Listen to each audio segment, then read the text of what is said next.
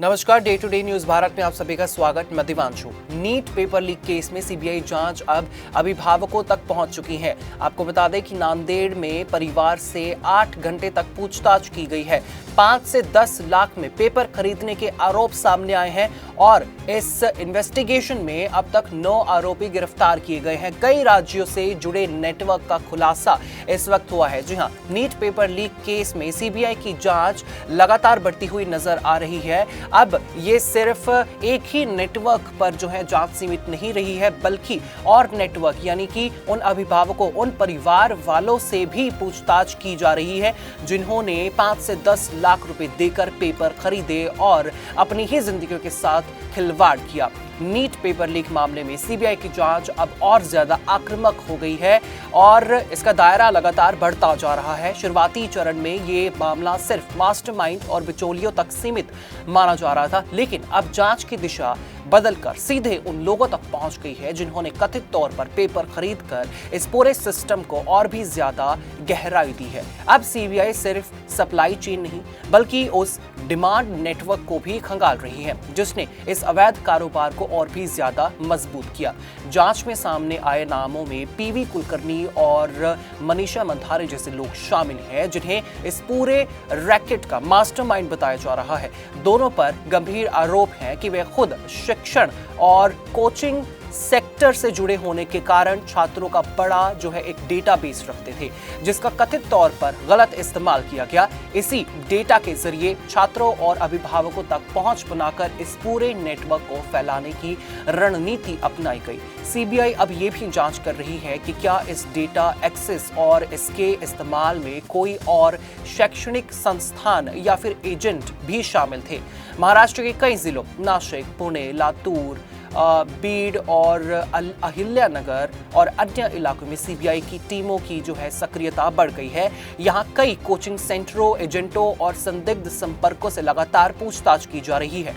जांच एजेंसियों का फोकस अब इस बात पर है कि आखिर ये पेपर लीक नेटवर्क कितने परतों में काम कर रहा था और किस तरह से एक राज्य से दूसरे राज्य तक इसका विस्तार हुआ। शुरुआती संकेत ये भी बताते हैं कि ये सिर्फ एक स्थानीय गिरोह नहीं बल्कि एक संगठित अंतरराज्यीय रैकेट की जो है तरह काम कर रहा था। सबसे गंभीर और चौंकाने वाला खुलासा नांदेड़ से जुड़ा हुआ सामने आया, जहां एक परिवार से करीब 8 घंटे तक लगातार पूछताछ की गई।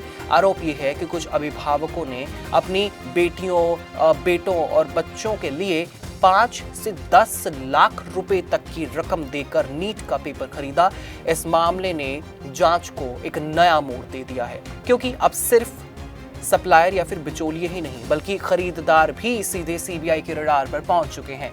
ये पहली बार है जब जांच इस स्तर तक पहुंची है कि शिक्षा से जुड़े इस गंभीर अपराध में अभिभावकों की भूमिका को भी समान जो है रूप से जांचा जा रहा है। सीबीआई की टीमों ने नांदेड़ के विद्युत नगर इलाके में कई परिवारों से अलग अलग स्तर पर पूछताछ की है।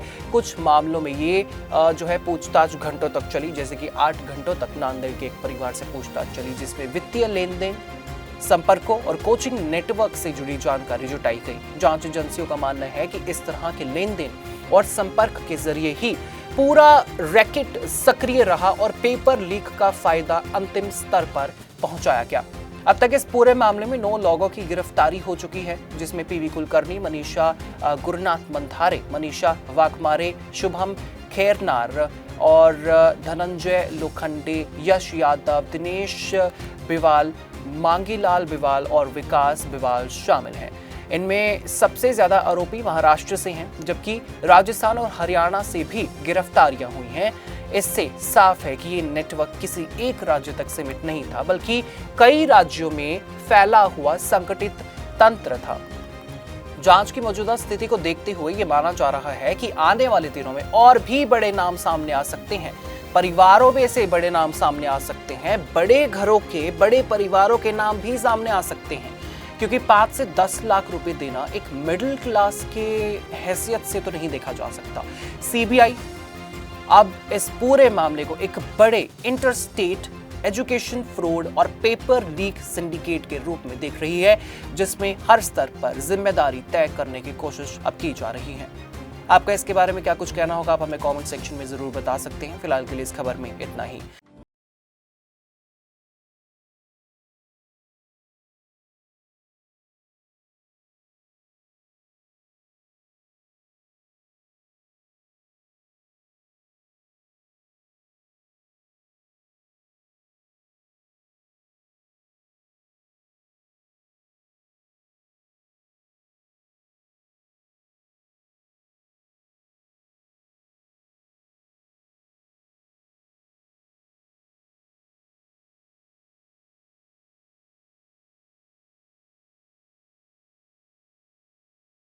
Day to day news Bharat आपके साथ हमेशा वादा करता है निष्पक्ष और सटीकता के साथ आप तक हर एक खबर, इन्फॉर्मेशन और अपडेट इसी तरीके से पहुंचाता रहेगा। हमारे चैनल का कोई भी पत्रकार न किसी से कोई तोहफा लेगा, ना कोई विज्ञापन, ना ही करेगा किसी को ब्लैकमेल, और हम हमेशा ये कोशिश करेंगे कि हम दबे कुचले लोगों की आवाज बनेंगे और ऐसे किसी भी व्यक्ति की खबर नहीं चुनाएंगे जो कि भोले भाले लोगों को ठगता हो। इसी के साथ हमारे चैनल का मकसद होगा लोकतंत्र के चौथे स्तंभ को लोगों की नजरों में फिर से मजबूत करना। मुझे दीजिए इजाजत और हमें हर किसी सोशल मीडिया प्लेटफॉर्म पर लाइक, शेयर और सब्सक्राइब करना बिल्कुल भी मत भूलिएगा।